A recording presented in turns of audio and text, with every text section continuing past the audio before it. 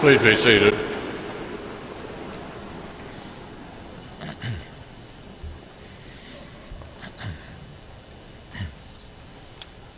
In his memoirs, John Lewis described a childhood home that was quite different from the place he lies today.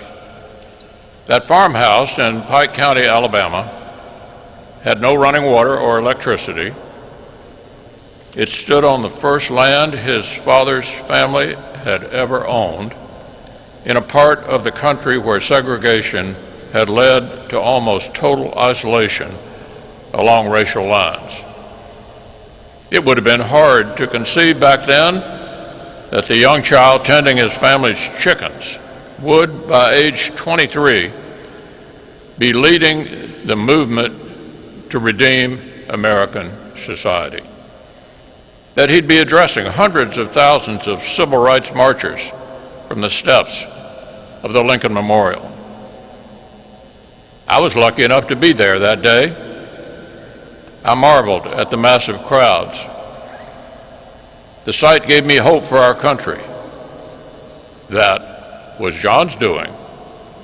Even on that day, as his voice echoed across the mall, I wonder how many dared imagine that young man would come to walk the halls of the Congress. America's original sin of slavery was allowed to fester for far too long. It left a long wake of pain, violence, and brokenness that has taken great efforts from great heroes to address. John's friend, Dr. Martin Luther King Jr., famously said, "The arc of the moral universe is long, but it bends toward justice."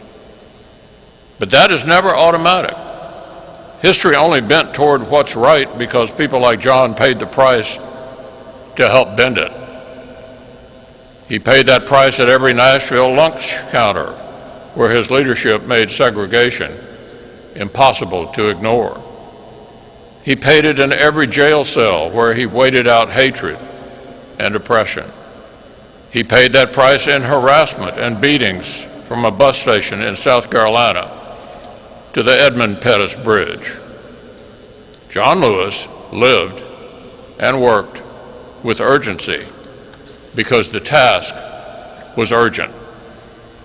But even though the world around him gave him every cause for bitterness, he stubbornly treated everyone with respect and love.